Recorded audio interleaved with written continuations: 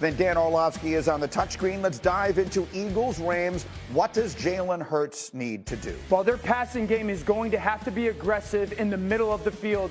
Going back to last week, there was a couple themes that stood out from the Green Bay defense philosophically. Number one, they wanted to consistently play with outside leverage of guys. You can see outside leverage there, outside leverage here, meaning they wanted to have their defensive backs on the outside shade of some of those offensive players, forcing and funneling that throw to the middle of the field. That would be the best option. Jalen Hurts realizes I've got no comfort in doing that right now in that situation. Ball goes to the sideline. That's a 2 or 3 yard completion. You'll live with that. The second thing is this. You're going to see that same coverage philosophy, but also daring Jalen Hurts to climb the middle of the pocket. The lack of comfort in climbing in that pocket, hanging, and trying to find an option. Maybe a Saquon downfield is going to be huge. So if you're the Rams, you want to play with that same coverage philosophy of almost building a force field, a cone on the outside, forcing everything in and seeing if Jalen's going to have some comfort in climbing into that pocket against your defensive line that is coming off of one of the dominant defensive line performances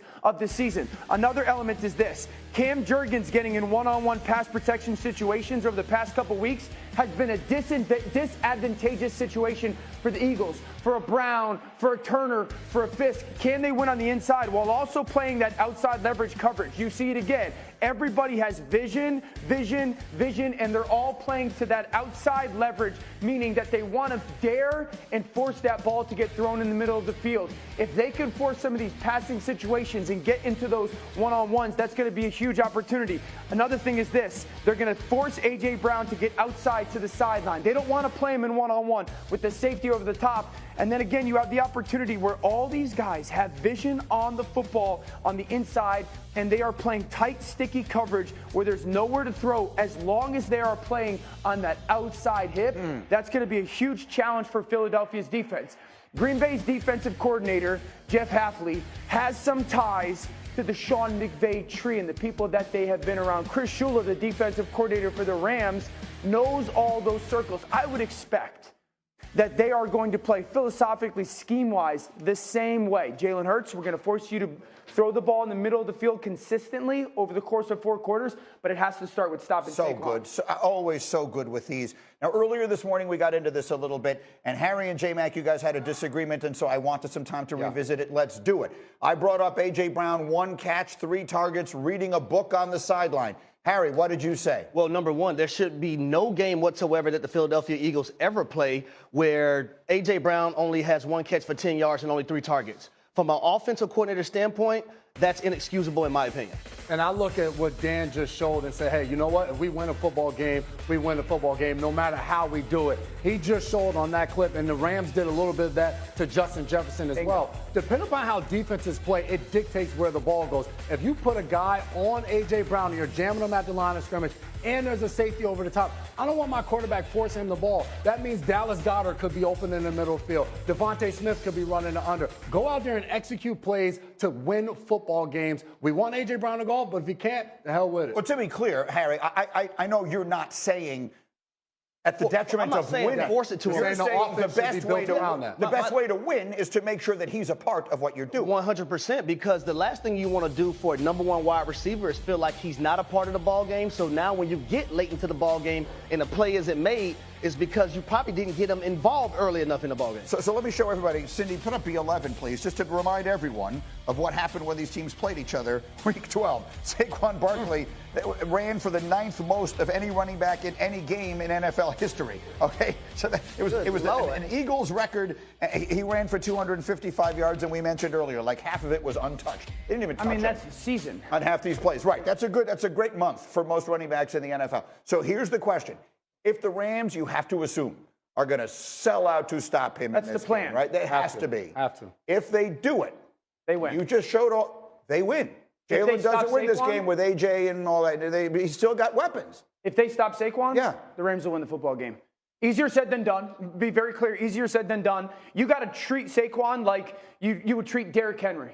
We got to stop Saquon. We got to make him stop his feet. We got to get him moving laterally. If they can do that, if they can make him a one-dimensional back, advantage LA. That's the problem with this offense. I mean, look at this. He's got over 1,400 yards this season before a human being touches him. That's ridiculous. Like that's why it's easier said than done. But if you can make this offense one-dimensional, and I do believe this, with all due respect, this offensive line and pass protection in the last 4 weeks, in my opinion, has not been the dominant unit that we've watched all season.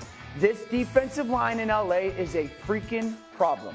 It's as big, it's as physical, it's as bring the fight to you mentality as much as that offensive line. And that would be advantage LA as much as it can be. And this is a defensive line in LA that has gotten better and better as the year has gone on with the young players like Jared Verse, Brandon Fisk. This is a defense that's missing Aaron Donald, and yet this season has produced more sacks and takeaways without Aaron Donald than they did last season. And we're talking about one of the greatest defensive linemen. Now, J-Mac, yes, they did have the tremendously disappointing game against the Eagles, and they'll be looking for revenge. But this is a Rams defense that has gotten better and better and better as the season goes on. And this is a team also now that's playing, I think, inspired football, feeding off what's going on in its area. And I know it's a short week, but I don't think they care much about that right now. There's so much energy going through this team, bonding together, spending the weekend in Arizona, now has to go out to Philadelphia on a short week. And I think that is more of a galvanizing force than it is something that Put the picks up, drains Cindy, them. if you could, real quick. Go ahead. Don't discount the fact that the quarterback in LA wants to go to Detroit with the chance to go to the Super Bowl. Listen, don't discount the fact that Dan may have trouble going home today. What is Tiffany going to say when she sees you picked against the Eagles? Sorry, man. Call me if you need me, man. Call me if you need me, man. She will not be happy. My daughter Lennon will not be happy, and all my kids will be. But very Matthew will angry. be happy. This is a tough game for me to pick. I don't think Matthew cares. I don't think Matthew cares. I don't know. There's something about this team that I think they match up well. I think Witherspoon matches up decently with AJ as well. I like Philly in this one. There's going to be a very. But she's going to be mad. You just made me think of it, though. Stafford with a chance to go back to Detroit in an NFC Championship game. Boy, that would be something else. By the way, download the. Các bạn vừa xem xong video phân tích của chúng tôi. Sau đây sẽ là video hướng dẫn cách làm một chiếc vòng tay màu cam có tên của cầu thủ Woody 2L như này của tôi. Bây giờ các bạn phải làm cùng tôi luôn nhé.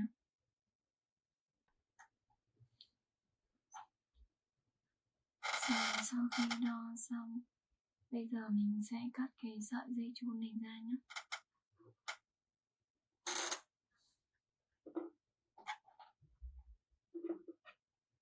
Mình sẽ dùng dây kéo để mình cắt nó ra nhé.